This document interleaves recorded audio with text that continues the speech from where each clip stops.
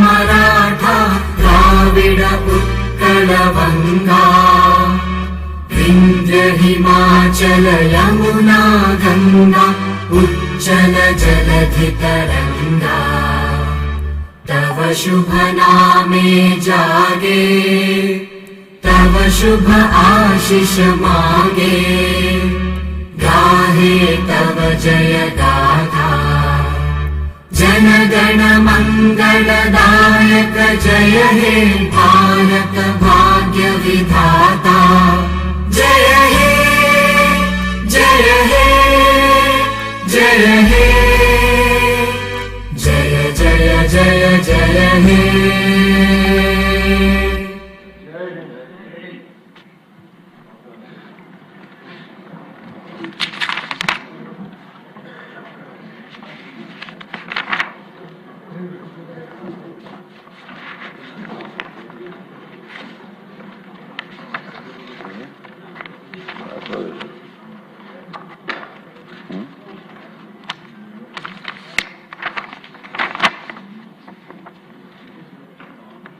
అందరికీ నమస్కారం అండి. 16వ శాసనసభ 7వ సమావేశాలు ప్రారంభమయ్యాయి.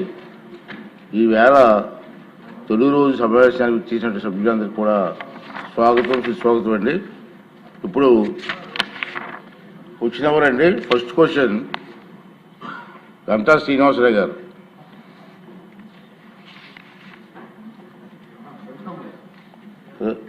రవిజమ్మ గారు చెప్పండి. ఒకటో ప్రశ్నకి అవునండి. రెండో ప్రశ్నకు 9,75,00,000 అంచనా వ్యయంతో విశాఖపట్నం సింహాచలంలోని మహాత్మా జ్యోతిబా ఫూలే ఆంధ్రప్రదేశ్ వెనుకబడిన తరగతుల సంక్షేమ పాఠశాల జూనియర్ కళాశాల బాలులకు అధిక మౌలిక సదుపాయాల కల్పన పూర్తి చేయడానికి సంబంధించిన ప్రతిపాదనలు పరిశీలనలో ఉన్నాయి అధ్యక్ష.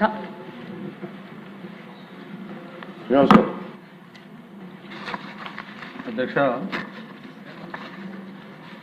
ఏదైతే ఈ సింహాచలంలో ఉన్న ఈ స్కూల్ సంబంధించి గతంలో కూడా మీరు కూడా దాంట్లో క్వశ్చన్ అడిగినప్పుడు మీరు ఇంటర్వ్యూ అయి చెప్పారు.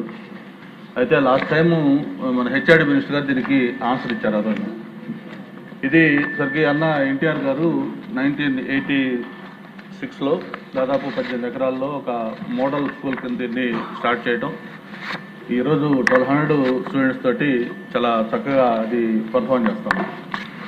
అయితే 14 to 19 నేను హెచ్ఆర్డి మినిస్టర్గా ఉన్నప్పుడు అక్కడ ఒక 2 floors డార్మెటరీ, అలాగే ఒక 1200 ఆడిటోరియం, అలాగే ప్రిన్సిపల్ స్టాఫ్ క్వార్టర్స్, దీంతోపాటు ఒక 2000 రన్నింగ్ మీటర్స్ కాంపౌండ్ వాళ్ళు, ఇట్లా ఇవన్నీ కలిపి వర్క్కి అమౌంట్ శాంక్షన్ చేసి అవన్నీ కూడా వర్కులు మొదలుపెట్టి దాదాపు 70% వర్క్స్ ఆ టైంలో మనం కంప్లీట్ చేసామని చెప్తాం.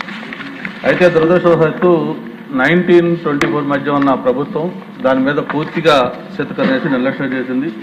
ఒక సింగిల్ పైసా కూడా మనం ఖర్చు పెట్టకుండా అది ఒక జీవనస్థితికి చేరే విధంగా స్కూల్ని తయారు చేశారు. ఎంత దురదృష్టం అంటే ఆ మధ్య ఒకసారి పిల్లలు నిద్రపోతున్న సమయంలో ఈ ఎలుకలు వాళ్ళు పండుకున్న ప్లేస్లో కొంచెం కొరికితే పెద్ద సెన్సేషన్ న్యూస్ అయ్యింది. ఆ తర్వాత మళ్ళీ మనం కొంత అవి పెట్టి కొత్తగా రిపేర్లు పెట్టి చేయిస్తా ఉన్నాం. మళ్ళీ లాస్ట్ టైం లోకేష్ గారు కూడా ప్రత్యేకంగా ఇక్కడ హౌస్లో చెప్పారు. ఆ రోజు కూడా మీరు ఇంటర్వ్యూ అయ్యారు. తప్పకుండా దీన్ని నేను శాంక్షన్ చేసి దీన్ని మళ్ళీ మనం త్వరలో మనం చేసుకుందామని చెప్పని అయితే ఇప్పుడే మేడం గారు చెప్పారు. అది త్వరగా దాన్ని అమౌంట్ శాంక్షన్ చేసి ఏదైతే బ్యాలెన్స్ వర్క్లు కంప్లీట్ చేస్తే ఒక మంచి మోడల్ స్కూల్ అవుతుందని చెప్పి నేను తెలియజేస్తున్నాను. నమస్కారం అధ్యక్ష. మరి గంటా శ్రీనివాసరావు గారు కోరినట్లుగా ఖచ్చితంగా అది చాలా అవసరమైంది అధ్యక్ష. మరి ఏదైతే 70-80% బిల్డింగ్లు అయినాయో అవన్నీ పనులు దగ్గరలో పూర్తి అయినాయి అధ్యక్ష. ఇప్పుడు ఖచ్చితంగా ఈసారి 80 కోట్ల రూపాయలు రెనోవేషన్స్ కోసమే బడ్జెట్లో కేటాయించారు అధ్యక్ష. ఖచ్చితంగా మరి 6 నెలల్లో పని పూర్తి చేసి మరి బీసీ బిడ్డలకు అంకితం చేస్తాం అధ్యక్ష. ఇలాంటివి చాలా ఉన్నాయి అధ్యక్ష. ఇప్పటికే సుమారుగా 80 కోట్ల రూపాయలతో రెనోవేషన్స్ పనులు కూడా చేస్తున్నాం. కానీ ఇది అడిషనల్ బిల్డింగ్ కాబట్టి 8,75,00,000 ఎస్టిమేషన్లు ఆల్రెడీ రివైజ్ ఎస్టిమేషన్లు కూడా వేసి మరి ప్రభుత్వానికి పంపించిందండి. దగ్గరలోనే శాంక్షన్ చేస్తాం అధ్యక్ష. మంత్రి గారు కూర్చో. ఇది ఎన్టీ రామారావు గారు స్వయంగా వచ్చి శంకుస్థాపన చేసినటువంటి ఇష్యూ అది. నేను కూడా ఉన్నాను ఆ రోజుని. గురుకుల పాఠశాలకి ఎలా కడతారు డిజైన్ కావాలన్నారు పెద్ద ఆయన. అప్పుడు ఇంజనీర్లు వచ్చి డిజైన్ ఇచ్చారు. ఈ డిజైన్ నాకు నచ్చలేదన్నారు. అతనే స్వయంగా పెన్ను తీసుకొని ఎలా కట్టాలి డిజైన్ కూడా వేసింది ఎన్టీ రామారావు గారు. దానికి అందులో సింహాచలం దేవస్థానం పక్కనే ఉంది. దానికి మీరు తప్పనిసరిగా ఎన్ని ఇబ్బందులు ఉన్నా లాస్ట్ టైం ఇదే హౌస్లో లోకేష్ గారు కూడా మాట ఇచ్చారు. మీరిద్దరూ కలిసి దాన్ని పూర్తి చేయాల్సిన బాధ్యత తీసుకోండి. ఖచ్చితంగా అధ్యక్ష. నెక్స్ట్ క్వశ్చన్ ఇరిగేషన్ మినిస్టర్ గారు. ధన్యవాదాలు అధ్యక్ష. మొదటి ప్రశ్నకు సమాధానం అవునండి. రెండవ ప్రశ్నకు సమాధానం అవునండి. ఇన్లెట్ రెగ్యులేటర్ల నిర్మాణ పనులు సక్రమంగా కొనసాగకపోవడం వల్ల మరియు పనుల అమల్లో జాప్యం కారణంగా ఆ పనులను ప్రీక్లోజ్ చేయడం జరిగింది. మూడవ ప్రశ్నకు సమాధానం గోదావరి డెల్టా వ్యవస్థలోని అన్ని కాలువలు మరియు డ్రైన్లను ఆధునీకరించేందుకు డిపిఆర్ తయారులో ఉంది. 8 డ్రైన్ మరియు 21 ఇన్లెట్ రెగ్యులేటర్ల ఆధునీకరణ ఈ డిపిఆర్ పరిధిలోకి వస్తుంది. ధర్మరాజు గారు, ఎమ్మెల్యే గారు. ధన్యవాదాలు అధ్యక్ష. ఉంగుటూరు నియోజకవర్గం పూర్తిగా వ్యవసాయ ఆధారిత నియోజకవర్గం అధ్యక్ష. ఈ పరిధిలో 59 పంట కాలువలు, 38 డ్రైన్లు, 99 చెరువులు ఉన్నాయి అధ్యక్ష. ఉంగుటూరు నియోజకవర్గంలో గణపురం మండలంలో 13 కిలోమీటర్ల మేర విస్తరించి ఉన్న 8 డ్రైన్పై కోమరం నుండి ఎస్పందేపాడు గ్రామాల వరకు 21 ఇన్లెట్లు ఉన్నాయి అధ్యక్ష. వీటిని గతంలో 2007లో గత ప్రభుత్వంలో జీవో నెంబర్ 258 ఇచ్చారు అధ్యక్ష. దాన్ని ఆ పనుల్ని అక్కడి నుంచి కూడా మొదలు పెట్టకుండా 2 దశాబ్దాలు పూర్తయినప్పటికీ కూడా వాటిలో ఎటువంటి పురోగతి లేదు అధ్యక్ష. వాటిని త్వరగా నిర్మిస్తే అక్కడ ఉన్న రైతులకు కూడా ఎంతో సంతోషిస్తారు అధ్యక్ష. వాటిని పునర్నిర్మించాలని మంత్రి గారిని మీ ద్వారా కోరుతున్నా అధ్యక్ష. రైతులకి ఈ 8 డ్రైన్పై 2 లిఫ్ట్ ఇరిగేషన్ ఉన్నాయి అధ్యక్ష. ఒకటి కొందేపాడు దగ్గర, ఇంకొకటి కేశవరం దగ్గర ఉన్నాయి అధ్యక్ష. ఆ 2 కూడా పూర్తి స్థాయిలో పనిచేయట్లేదు అధ్యక్ష. వాటిని మరామతులు చేస్తే అన్నిటికి కూడా సకాలంలో సుమారుగా 1400 ఎకరాల వరకు సాగునీరు అందుతుంది అధ్యక్ష. అలాగే కొత్తగా ఎస్కందేపాడులో కొత్త రెగ్యులేటరీ అంటే మనకి పంపింగ్ హౌస్ ఒకటి ఏర్పాటు చేస్తే సుమారుగా 700 ఎకరాలకి సాగునీరు సకాలంలో అందుతుంది అధ్యక్ష. అలాగే మాకు ఉంగుటూరు నియోజకవర్గంలో ప్రధానంగా ఇంకో 2 డ్రైన్లు ఉన్నాయి అధ్యక్ష. పందుకోడు, తోకలపల్లి డ్రైన్ ఉంది అధ్యక్ష. దీని ద్వారా వరదలు వచ్చినప్పుడు అనేక పంట పొలాలు ముంపుకు గురవుతున్నాయి అధ్యక్ష. దీన్ని అడ్డ పందుకోడు అనే నాన్ నోటిఫైడ్ డ్రైన్ ఉంది అధ్యక్ష. దాని ద్వారా ఉప్పుటేరుకు అనుసంధానం చేస్తే ఈ వరదలని రాకుండా నిర్మూలించవచ్చు అధ్యక్ష. అలాగే మనకి ఏదైతే ఉందో మనకి ప్రధానంగా 4 పంట కాలువలు ఉన్నాయి అధ్యక్ష. ఒకటి ఏలూరు కాలువ, పిప్పర్ కాలువ, మనకి అలాగే కాపారం కాలువ. ఈ కాలువలన్నింటినీ కూడా ఆధునీకరించి అంటే గత ప్రభుత్వంలో పూర్తిగా వీటిని నిర్లక్ష్యం చేయటం వలన సాగునీరుకి తాగునీరుకి కూడా అన్ని గ్రామాలు కూడా ఇబ్బంది పడుతున్నాయి అధ్యక్ష. వీటిని ఒక ప్రణాళిక ప్రకారం ముందే మనం అంటే ఇది జనవరి కల్లా మనం దాన్ని ప్రణాళికల్ని తయారు చేసుకుని రాబోయే ఏప్రిల్లోనే ముందు మనం పనులు పట్టేటట్టుగా నిర్ణయం తీసుకోవాలని మీ ద్వారా మంత్రి గారిని కోరుతున్నాను అధ్యక్ష. అంటే చాలా వరకు అంటే చేశారో ఆల్రెడీ చాలా కాలంలో ఇప్పటికీ మనకి ఒక 5 కోట్లు శాంక్షన్ ఉంగుటూరు నియోజకవర్గానికి మంత్రి గారు ఇచ్చినందుకు ఈ సభాముఖంగా ఉంగుటూరు నియోజకవర్గ రైతుల తరఫున ఆయనకి అభినందనలు తెలియజేసుకుంటూ ఈ అవకాశం ఇచ్చిన మీకు నా హృదయపూర్వక ధన్యవాదాలు.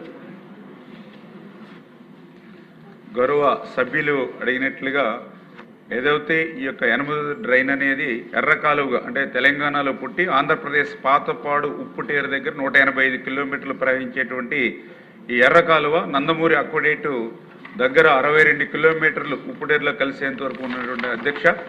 ఇది పశ్చిమ డెల్టాలోనే ఒక మెయిన్ డ్రైను.